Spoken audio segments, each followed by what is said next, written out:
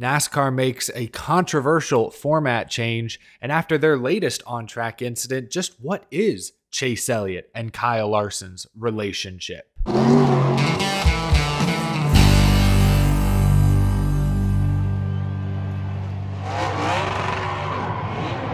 How's it going, y'all? My name is Eric. Welcome to Out of the Groove. I have not had caffeine yet today, but that's okay. I am running on adrenaline because tons of NASCAR news, some spicy quotes have slid across my desk this morning. We'll react to everything in just a moment, but first, this episode is sponsored by Pristine Auction. At pristineauction.com, you can bid on a wide range of items starting at just $1, including thousands of signed pieces from your favorite athletes. Every item sold on Pristine Auction comes with a certificate of authenticity from the industry's most reputable authenticators. Whether you're a NASCAR fan or a collector of all things sports related, pristineauction.com is your go-to source for quality memorabilia. And as always, there's a special offer for fans of Out of the Groove. Use registration code GROOVE to get $10 off your first winning purchase. Click the top link down below, use code GROOVE. Don't miss out on this opportunity to enhance your NASCAR collection today. This morning, NASCAR VP of Competition Elton Sawyer appeared on Sirius XM NASCAR Radio, and he confirmed the return of road course stage breaks. Back at the Roval, we will introduce the stage break cautions.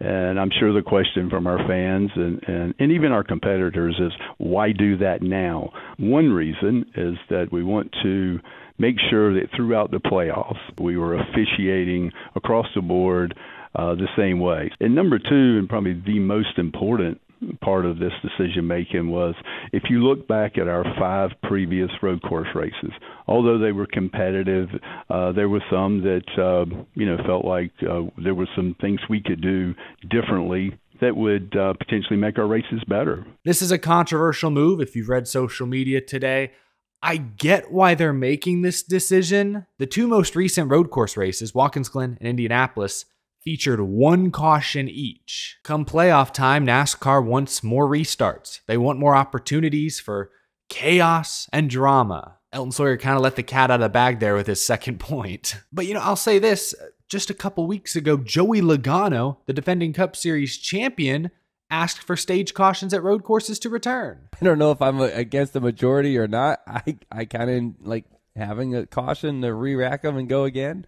I don't know why we changed from what we were doing. So clearly some are a fan of this change. Look, again, I get why NASCAR is doing this. Personally, I don't love it. Look, despite only the 1 caution, Indianapolis a few weeks ago was a great race. I've always hated how stage cautions at road courses force the leaders to choose whether to sacrifice stage points or track position. Some call that decision strategy. It's not the kind of authentic strategy I'm a fan of. It forces teams and drivers who've earned their track position to take some huge risk one way or another. I don't like it. I've never liked it. Look, this change is meant to cover up the problems with the car. Not to beat a dead horse, but we all know that the next-gen car races way better at intermediate ovals and super speedway ovals than it does short tracks and road courses. What made road courses fun was the old car. It was a fish out of water.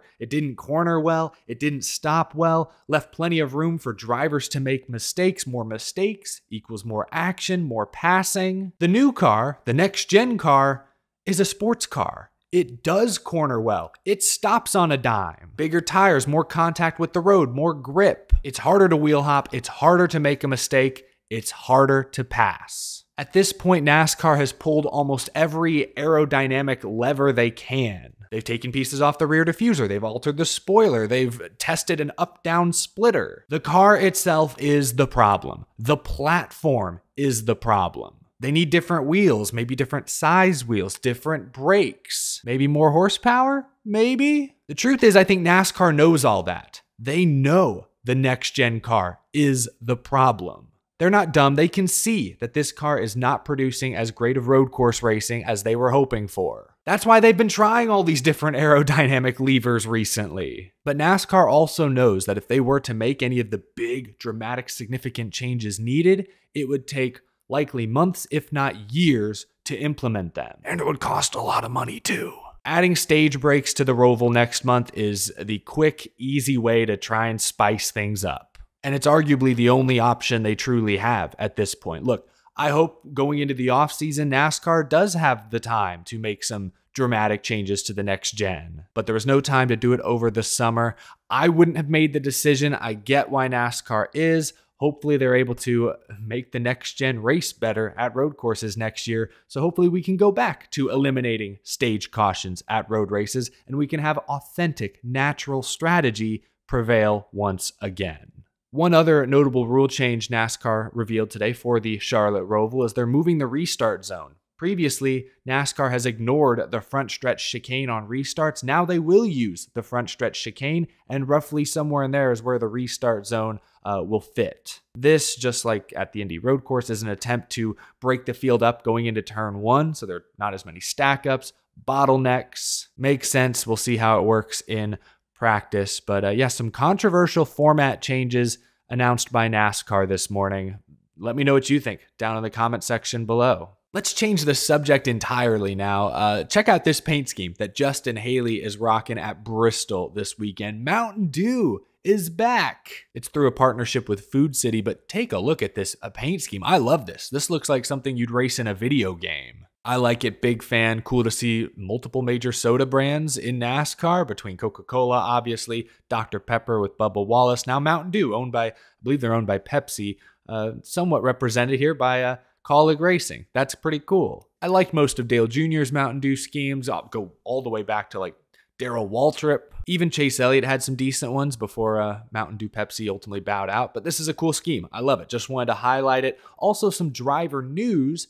Sam Mayer, Xfinity Series playoff driver, will return to Junior Motorsports next season. It was confirmed by the team this morning. I'm happy for Sam. He's had a big summer, winning his first 2 Xfinity races, both interestingly on road courses. They haven't come without some controversy, especially that second win, the Watkins Glen win. He's also, he's made some over-aggressive mistakes. See the incident with Kligerman last week or 2 weeks ago. He's young. There's still things he needs to learn, but I like Sam a lot. I'm happy to see he'll be back in a good competitive car for another season. I just want to keep seeing growth. Not to plug my own show too hard, but Sam Mayer was on my podcast, Power Hour, a couple weeks ago. I'll put a link down in the description below if you'd like to check it out. And he talked about how over the past few months, he's completely overhauled his mental approach to each race weekend. And it seems to have paid dividends. He's running better. He's won a couple of races. He's actually the number 5 seed entering the playoffs this weekend. I talked to Brandon McReynolds a couple weeks ago and just talking about motivation and all this kind of crazy stuff that's happening